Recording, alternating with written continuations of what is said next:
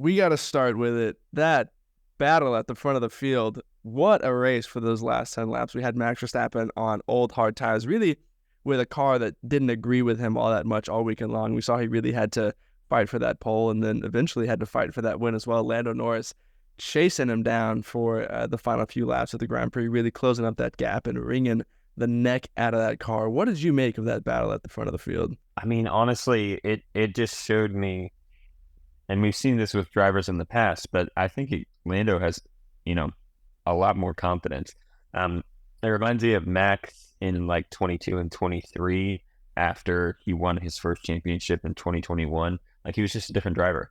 And, you know, I mean, I know it's only one race after Lando's won his first Grand Prix, but I really felt like Lando was a lot more confident with the car and a lot more confident in his own ability to chase after Max, knowing that Max had kind of struggled on, throughout the weekend and trying to get the car underneath him. So, Lando was obviously in tune with his car and the hard tires really fired up well.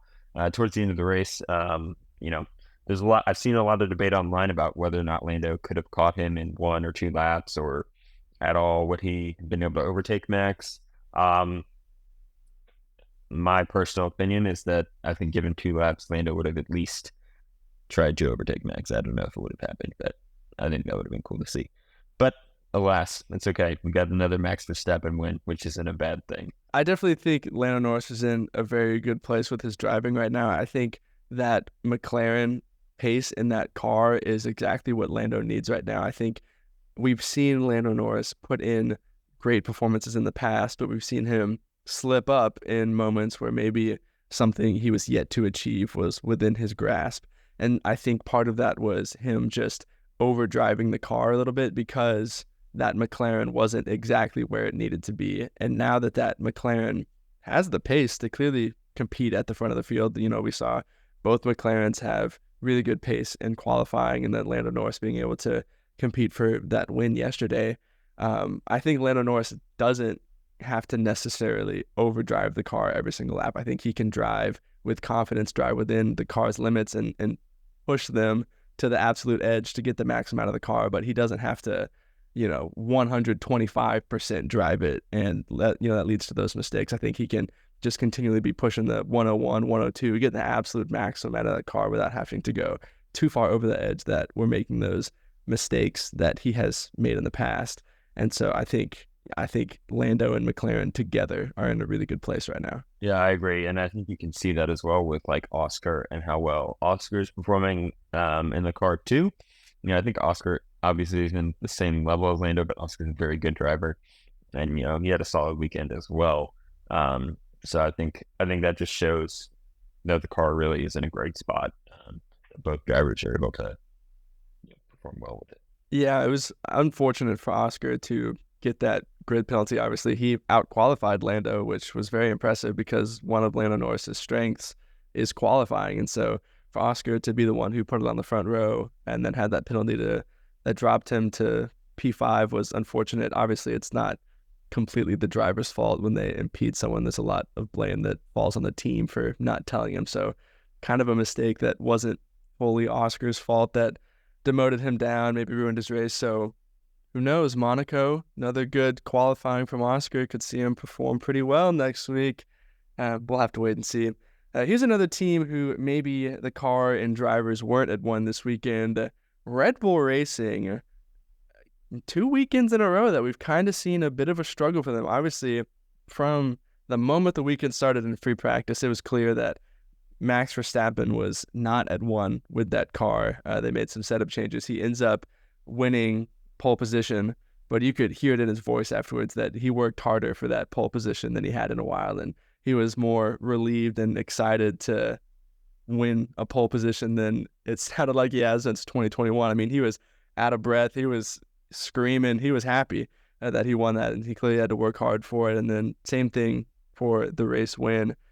You can look at the pictures of him from the podium. That is a smile from a 22-year-old Max Verstappen, not a 26-year-old Max Verstappen.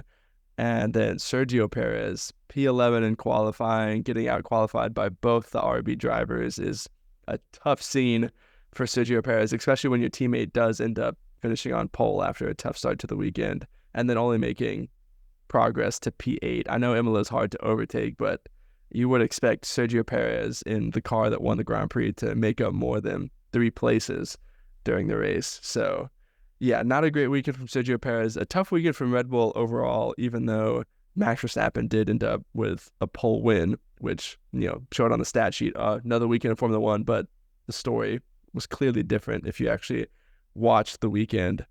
So where does Red Bull go from here? Could we see a challenge for the Constructors title? What do you think? Yeah, it was definitely an interesting weekend for Red Bull, especially Sergio. And I think, we've talked about this a lot in the past, but, Sergio will get knocked out in Q2, not have the best weekend. He's not the best at recovery drives for whatever reason, even though the car seems to be, the best one out there on the racetrack. But, I think next weekend will be important for him if he bounces back. I mean, Monaco's a place where he has done really, really well in the past. He's won that race before, and so if he can put it back together and get the car underneath him in Monaco, I think it'll be good. But if he doesn't have a good weekend next weekend, I think we could definitely see a Constructors title battle come into play for the rest of the season, because I think next weekend is important points for Red Bull. And I mean, if Sergio is not in the top 3 or 4, and you have 2 McLarens or 2 Ferraris in the top 3 or 4, I mean, you're losing a lot of ground in the Constructors battle. I think it's only like 56 points at the gap now, which isn't a lot. So yeah, that seems like a lot on paper, but in reality, you can have easily a 30-point swing in a weekend where you don't feel like you did because you had Max Verstappen finish P1 or P2, but the consistency of the Ferraris and the McLaren, I think, is what would hurt Red Bull in the Constructors fight. I think we've seen no matter what happens really over the course of the weekend, the Ferraris and the McLarens are finishing top 6.